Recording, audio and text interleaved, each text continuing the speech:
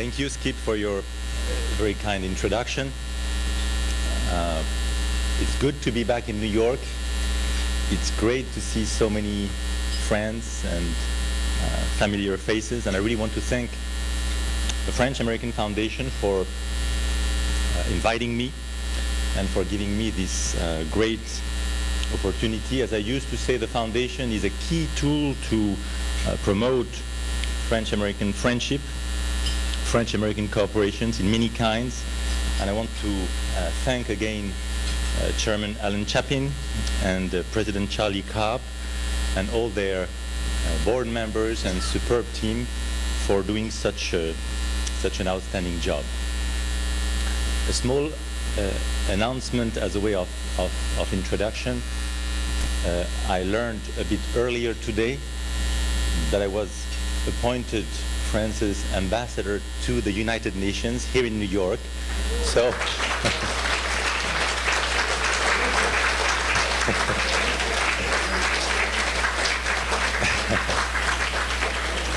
so you will not get rid of me.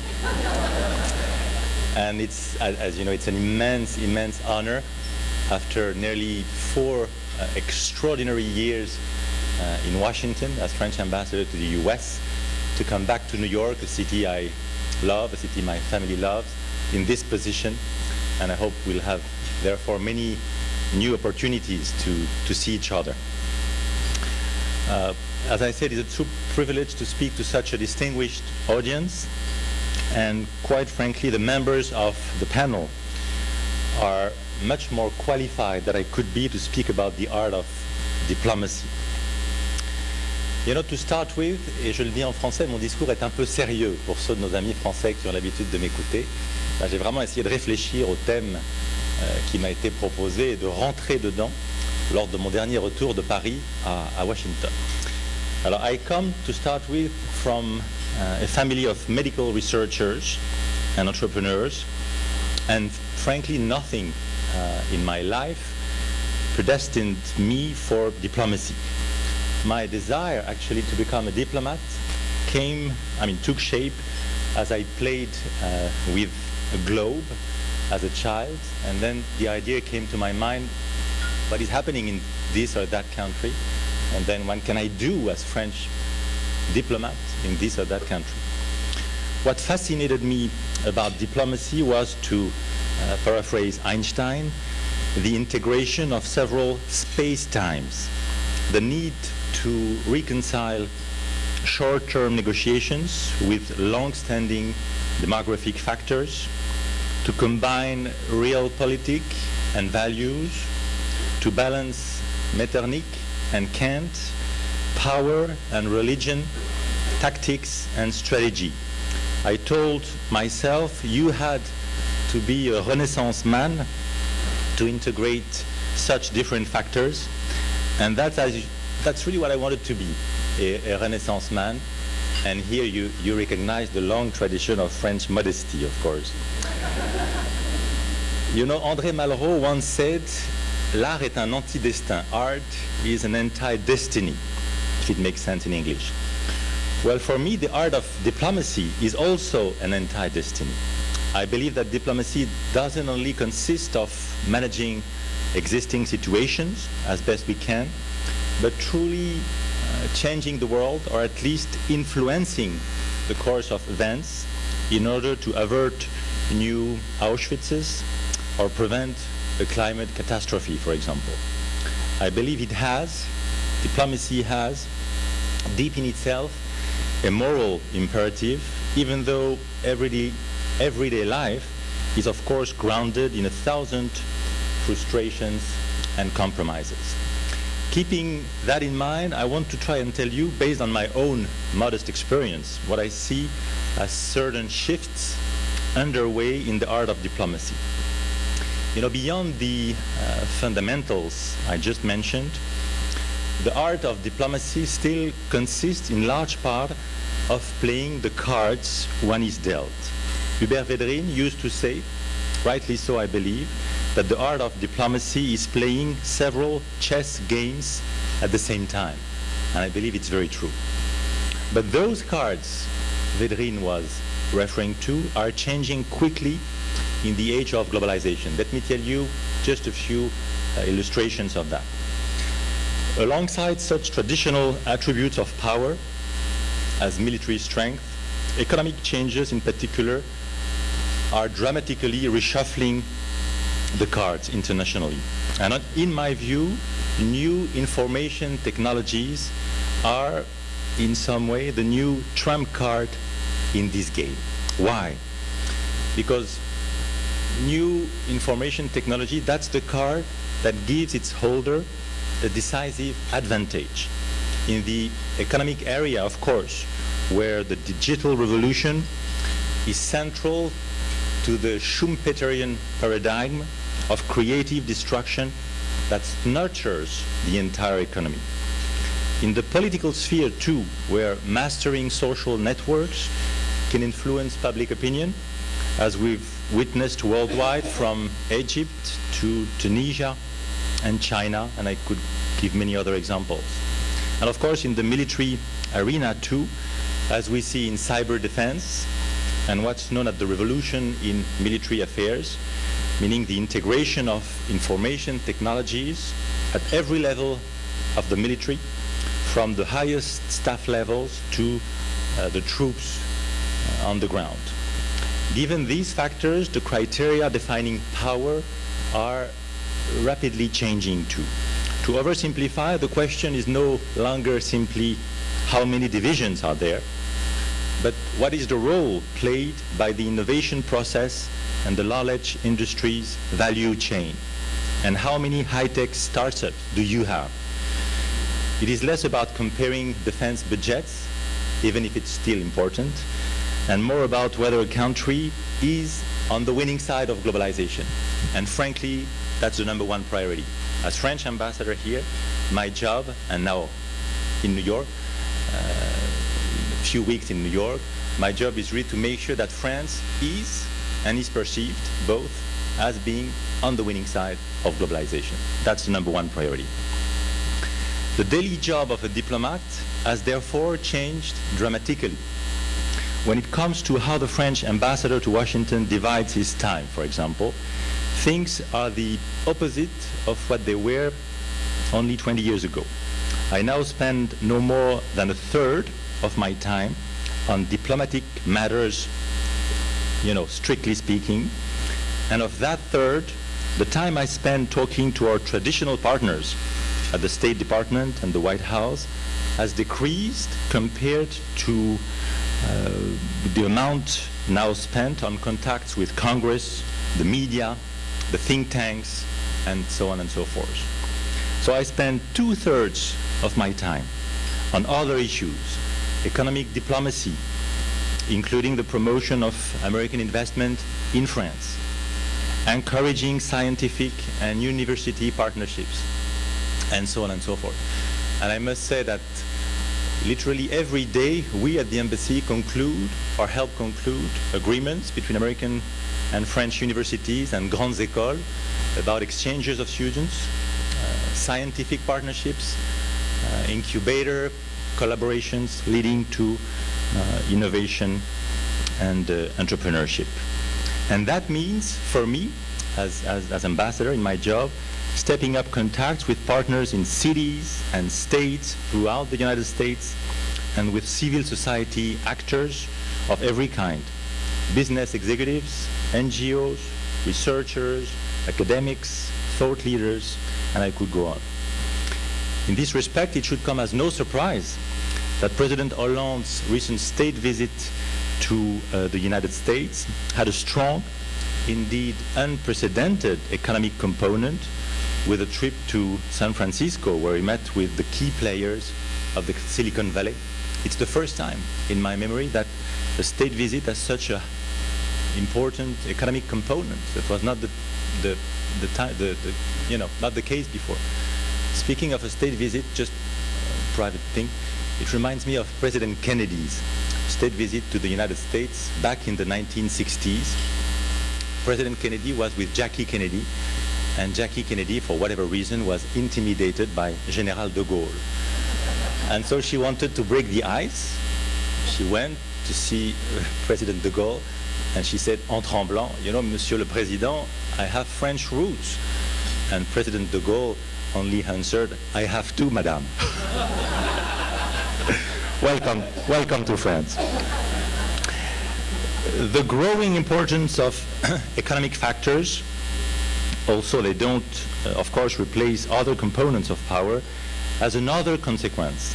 It is blurring the lines of interstate interests. For example, when I defend a French company, for example, what are the key criteria that I have to take into account?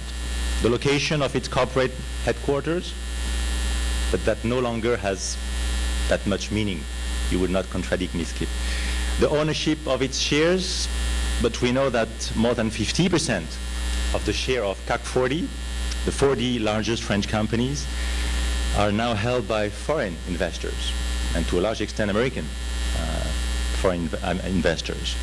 So even if it seems counterintuitive, emphasizing economic diplomacy most often means promoting a win-win cooperative approach. I see it in my job. Naturally, an ambassador defends his country's interests, for sure, but his goal is increasingly to promote partnerships, in my case between France and the United States, that will benefit both countries. For example, when I promote an American investment in France, I want the American company to be happy, to succeed, and to encourage, therefore, other companies, other American companies, to follow through, to do the same. And this cooperative approach will be even more at the core of my responsibilities when I'm at the UN, of course. I want to briefly underscore another change that is in fact following a similar pattern, the growing impact of so-called global issues on the priorities and daily tasks of our diplomats. Let me give you one example. The 2015 Paris Conference on Climate Change is currently the top priority of France's diplomats and increasingly those of the US and other countries. I could add the development agenda, the fight against AIDS, to which the US and France are the two largest contributors, and more broadly, issues dealt with by the G8 and the G20, what we call global issues. With the growing impact of these global issues, the art and skill of the diplomat is changing considerably. He must not simply defend a position, but define a common interest with other countries and promote it on the international scene using a variety of coalitions and the leverage we have at our disposal. For example, with regard to climate change, joining forces with some NGOs to promote an ambitious agenda. Joining forces with some companies to do the same, to promote a positive agenda in terms of the green revolution. From this standpoint, because the European Union is, so to speak, a compromise machine, une machine à faire des compromis, the EU is a veritable laboratory for globalization, painful as that sometimes may be. The growing impact of economic challenges and global issues should not, of course, overshadow the art of more, I would say, traditional diplomacy, which remains critical, of course, but which is also being challenged.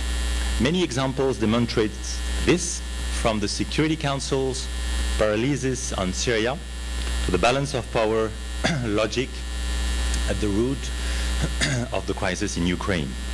In this respect, and again to oversimplify a bit, I believe that the art of the diplomat is the art of the builder, to try and invent a new form of world governance that is lacking today.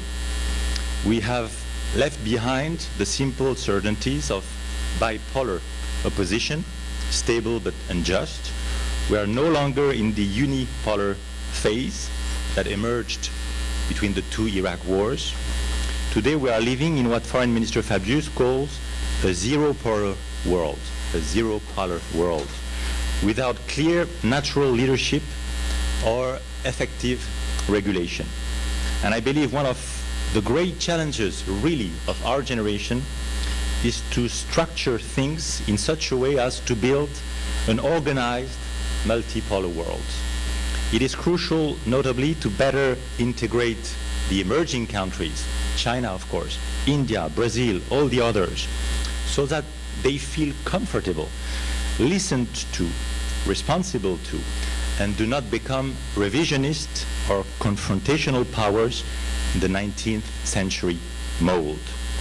To achieve this, our view is that we must promote a combination of two elements.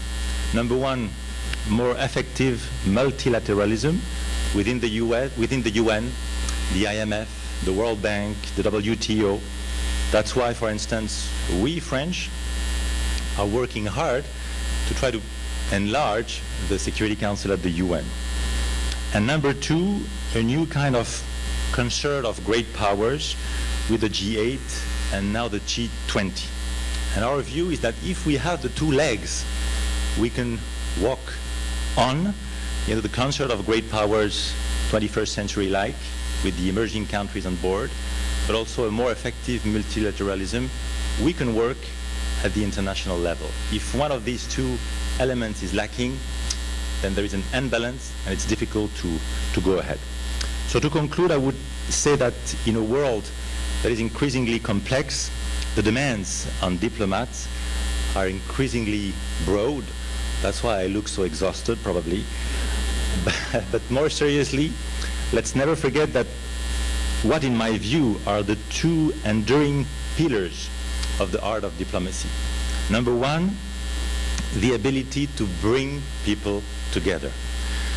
That is truly part of our DNA, or should be, and is the cornerstone of the diplomat's profession, being une main bienveillante, a helping hand to bring diverging positions closer together, avert conflicts, promote peace, promote common projects. The diplomat must dedicate all his energy and go the extra mile, so to speak, to facilitate the achievement of a diplomatic agreement, a business deal, a university partnership, and I could go on and on. That's number one. And number two, this is, in my view, the ability to derive strength from our values. That is one of the strongest lessons of the Normandy landings, whose 70th anniversary we just commemorated. I had the privilege of participating myself with a couple of you, with Alan and a couple of people here in this room. This was moving to an extent that, frankly, I didn't expect. There was no dry eye, on the beaches. And I think it says a lot. It says that the values that we share do matter in the 21st century. This is the only true backbone that we have, actually. We, the democracies, are the strongest when we are able to align realpolitik and these values. As soon as there is a disconnect between the two, we, the democracies, are weaker, I believe. And so let's never forget that in these testing, challenging times we are going through, the values that the United States and France have in common are more than ever our best guide. I would even say, to come back to my introduction, our best moral compass to confront together the current challenges we face. Merci beaucoup. Thank you.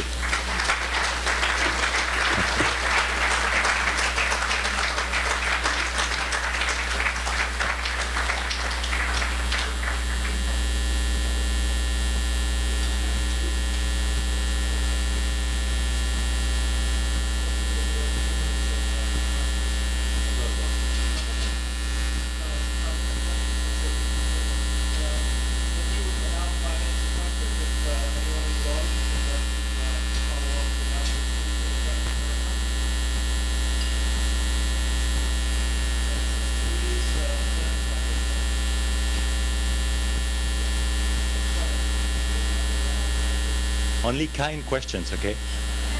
And the tough ones for Charlie afterward.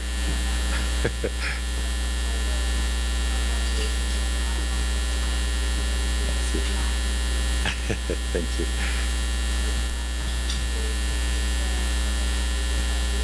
Yeah.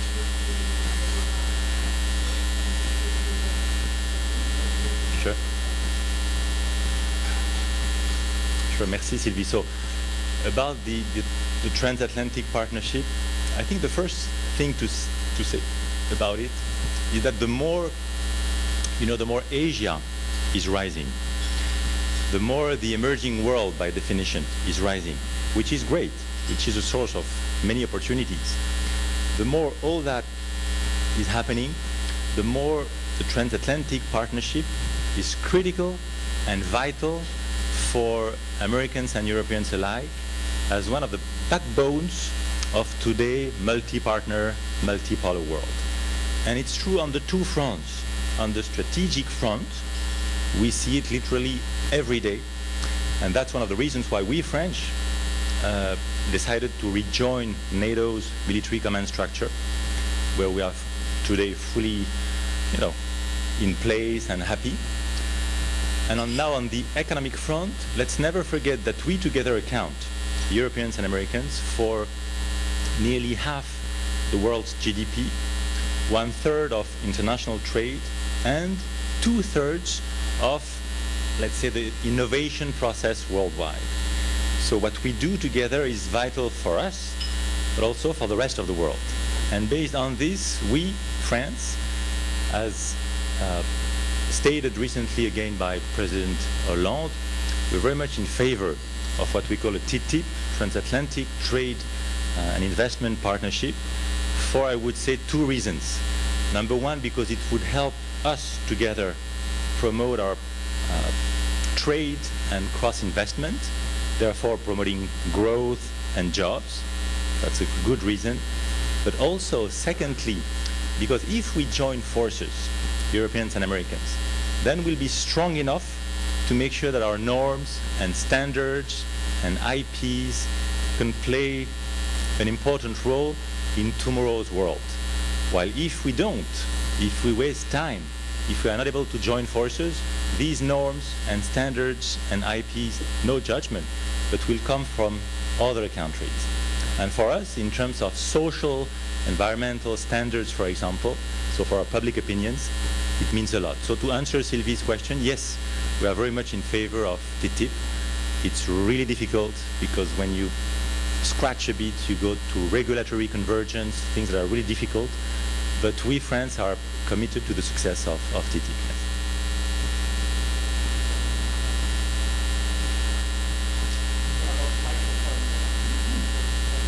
Hi, could you comment just briefly on the recent headline regarding BNP Paribas and the fine that was imposed and the implications for international law, abuse of the importance of U.S. financial markets for foreign financial institutions and so forth?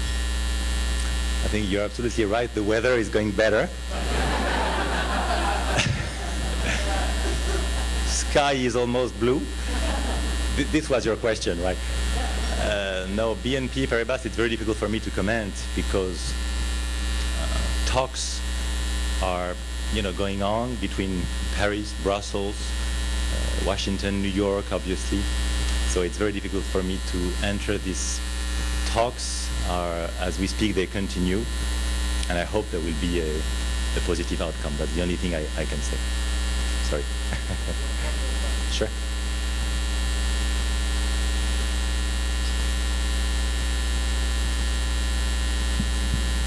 Hello, my name is Jens, and I'm working at the mission of Denmark to United Nations. But I'm married to a French woman and educated at Sciences Po comme vous. Okay. So I'm very happy to hear that you're joining us in New York at the United Nations. Thank you. You mentioned the importance of reforming the Security Council. Yeah. And I hope this is not a difficult question. But what do you think France can do to help a process that has been not moving anywhere for many years? Could France be ready to give something up to allow this reform to take place? Thank you. Again, don't forget that not only I'm not at the beginning of my next tenure, but I've not started yet. And I will start my new job somewhere in July or August. So it's a bit difficult for me to answer you on that, but on a more serious note, we are committed to reforming the United Nations to make it more effective, able to make decisions.